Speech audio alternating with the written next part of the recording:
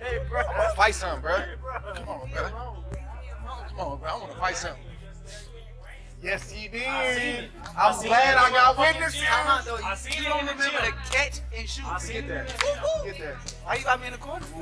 I'm get you. Yeah, now we I'm trying to know. I ain't going for none of them things. Yeah. Hey, oh! Boy, that boy still got it. Come on. Come on, bro. No, you too strong for that. Watch that. Do it again. Do it Okay. again. Do it again. Do it again. 2 rounds. Bing, bing, bing. Destiny doesn't whisper, it confronts you head-on, and Shakur Stevenson sounds like a fighter who sees only one thing ahead of him, the finish line. When I was a kid coming up, Drake was the person I wanted to be like.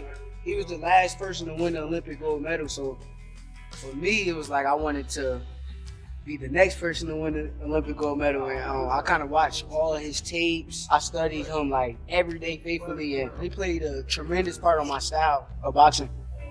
Now, it's always been a lot of talk. I always be talking a lot of like smack to Drake just because I always watched him. Like I always been looking up to him forever. So now it's like I just want him to get in the ring and like teach me a few things. I'm not like trying to go crazy, but I just want to be able to say I got in the ring with Andre Ward. Inside the camp, the energy feels different this time, calmer, sharper, almost surgical, as he moves up to 140 with no drama, no reckless bulking, just a quiet confidence and a firm belief that skills pay the bills. I just know it's my time. All I see is the destination that I'm trying to get to. I think I'm the smartest fighter on the planet Earth. I don't just beat guys. I'm the type of fighter that dominates people. I'm gonna beat the shit out of you. You better be ready, boy. We are in Las Vegas, Nevada. We at the UFC boxing gym. January 31st, I'm fighting Stevenson and Lopez. I'm moving up to 140 pounds, super lightweight. The process ain't nothing new. I'm not trying to put on all that muscle and all that extra shit they keep talking about. Skills pay the bills, and that's what's gonna show up on fight night. He's reflecting on past setbacks, the Ruben Villa losses, the De Los Santos moment, and the times doubt tried to creep in, but you can hear how those experiences forged the mindset he carries now. Shakur has talked about meeting Zepeda in the center of the ring instead of circling away, about wanting to dominate rather than simply win, and that evolution should be terrifying for anyone standing across from him. We're looking forward to this here fight with Teofimo. I know we can guarantee you for sure, 100% he's going to be ready. This camp feel way different from previous camps. Being away from my daughter, being away from my future wife, that's the most challenging thing.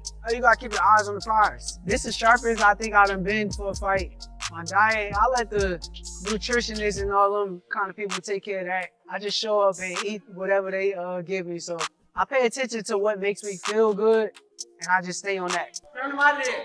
Walk them out. Walk them out.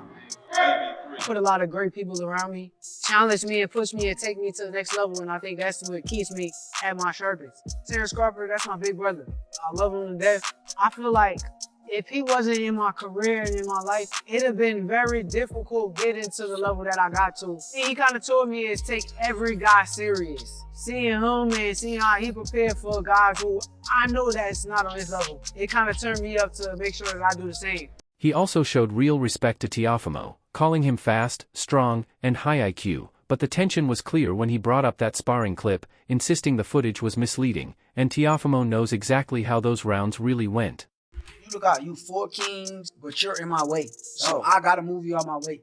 This guy is the best, and we're here to face the best. That's just what it is. Teo is that guy. Like, I admire his style. I done said this before. I think he's a hell of a boxer. He's fast, he's strong. He got boxing IQ, you know how to outbox people. We sparred before. We did 3 rounds, and Teo posted a video that is very misleading. Then he dropped the line that really matters. Teofimo wants a firefight, and Shakur believes that urge could be his downfall. With Terrence Crawford serving as a big brother mentor, this camp feels less like simple preparation and more like precise calibration for something historic. It was the first round, so we warming up. Ain't nobody really laying nothing. Like, he know deep down inside, he remembered how the sparring went. He said stop recording. Come on, dog. Well, he gonna want to make this a firefight, but I think that's gonna be his downfall. Being that I know that I'm getting in the ring with the truth, I want to elevate my game and make sure that I'm better than him. I want to be better than him in every on fight night, and that's what we're going to do. While Shakur is talking about destiny and calibration, Teofimo Lopez is moving like the storm destiny forgot to warn you about. Calling Shakur the Road Runner and himself the Coyote is pure Teofimo energy, but beneath the jokes, you can hear just how serious this camp really is. Yo, we about to do some light work with Stevenson and Lopez, two-time world champion. Yo, what it is, baby? Box off, and it's a takeover times that by 2, because we're a 2-time world champion. In 2 different weight divisions. We here at the House of Champions. We breed them, we make them, and you know what? We take the belts and we take them. Let's get it, baby. Teofimo in the flesh. Let's go.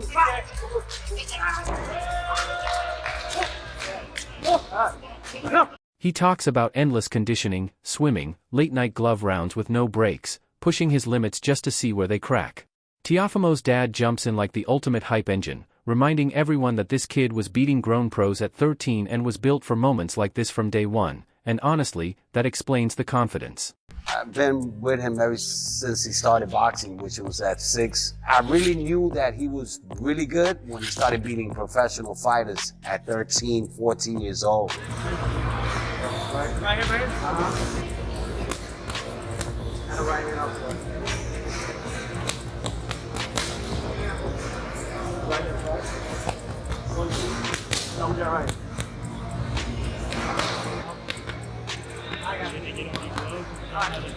Teofimo keeps framing himself as the lone dog against the boxing community's favorite, and the chip on his shoulder sounds massive. He's still carrying the Lomachenko legacy, the health scares, the politics, the scars, and turning all of it into fuel. This isn't just trash talk, this is Teofimo declaring January 31st as his conquest moment.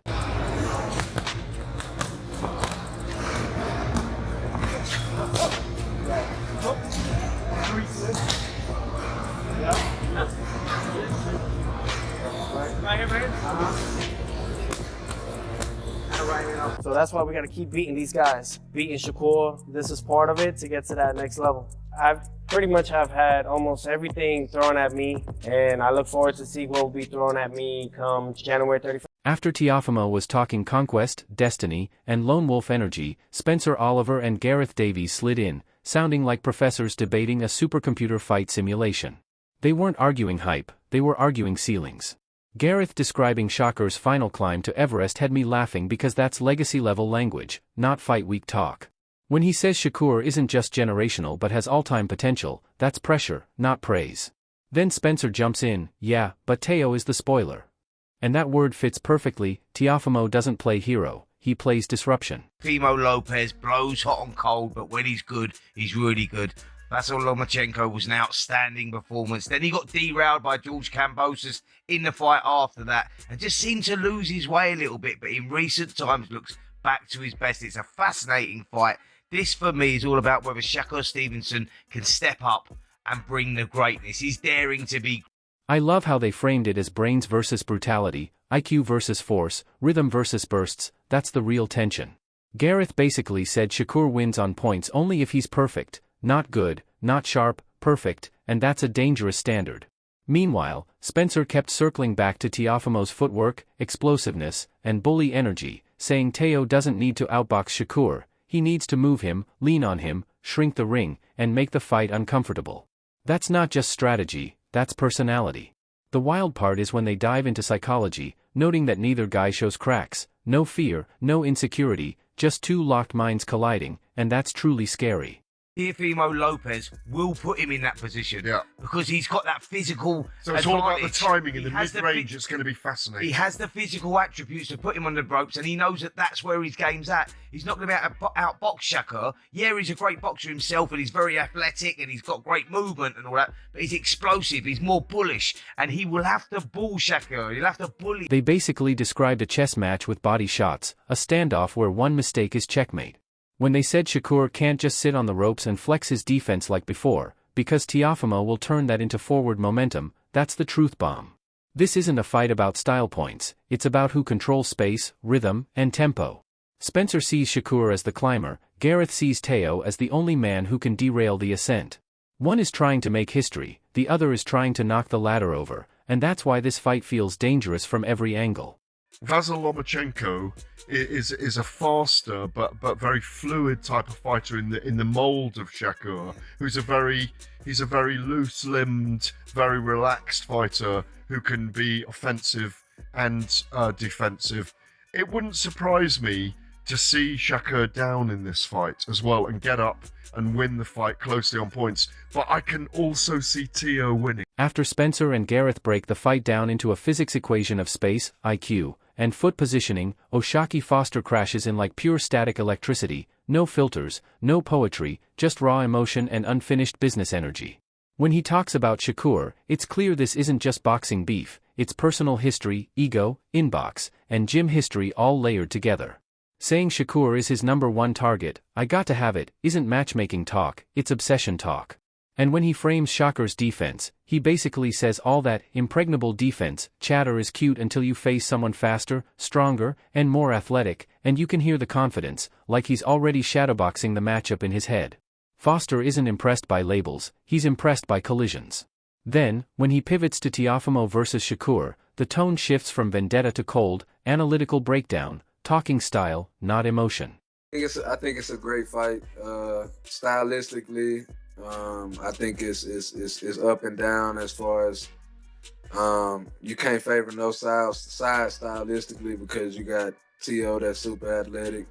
You got Shakur that like to control distance, but you know, I think Teofimo with the athleticism and certain things that he do, he'll be able to close it in certain parts of the fight. So he zeroes in on Teofimo's athleticism, his ability to close distance in unexpected pockets, and how that alone can disrupt the rhythm of a technician like Shakur.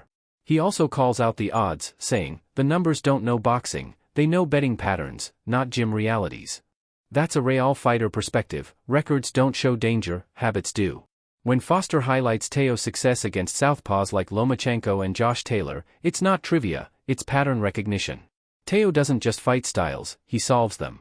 Yet Foster keeps it open, noting it could be a chess match or explode if Teo forces risk. That word, forces, is key, because Shakur doesn't choose chaos, chaos has to be brought to him. Foster's energy is simple and raw, Shakur is elite, Teo is dangerous, and when elite meets dangerous, the ring ignores narratives, it only measures pressure, timing, and who breaks mentally first. That's not hype, that's fight reality. But I think they going off of Teofimo being up and down in you know, certain fights he looked this and then certain fights he looked great. So I think they going off consistency, but I don't really pay too much attention to them odds makers because they really don't really be knowing the background of boxing. What's the amateurs, what really people got in them, you know, in the boxing. Like they just going off, you know, kind of what everybody pouring their money into and what the hype is. But I think it's more of a closer fight, odds-wise. Here's my honest prediction, zero fan bias, fully in fight nerd mode. If this turns into a pure technical chess match, Shakur likely edges it on points, his distance control, timing, and ability to make rounds look clean, especially if he keeps Teofimo reaching and reacting instead of leading. But the fight doesn't live on paper. Teofimo is the unpredictable variable, fighting in emotional bursts, sudden shifts, and explosive windows where one round can swing the entire narrative. If he commits to the body, bullies the space, and doesn't get rattled when Shakur disappears in front of him, it becomes dangerously close. I see moments where Teo looks unstoppable and moments where Shakur is untouchable and surgical. My gut says Shakur by a close decision, but with rounds Teo might steal that could make Twitter lose its mind. This feels like one of those fights where the scorecards spark debates that last longer than the fight itself. I would say the athleticism, mostly, and it seems like he do pretty good against southpaws. I mean, Lomachenko and Josh Taylor, that's two different styles, two different sizes, and he made it look kind of easy with both of them. So we'll just have to see, man. I think it's gonna be an interesting stylistic matchup because we don't know what we're gonna get. It could be a boring 12-round fight, or you know, it could heat up to where Teofimo make him take chances, so we'll see. And that's the story in full, one fighter climbing toward pound-for-pound greatness, the other aiming to derail that ascent and crown himself the disruptor king. Styles, psychology, legacy, pressure, youth, ego, IQ, chaos, discipline, this fight has every ingredient to be either a technical classic or a controversial war that demands a rematch. Drop your take in the comments and let's really debate this one. And don't forget to like, share, and subscribe to Boxing Headquarters. See you in the next one.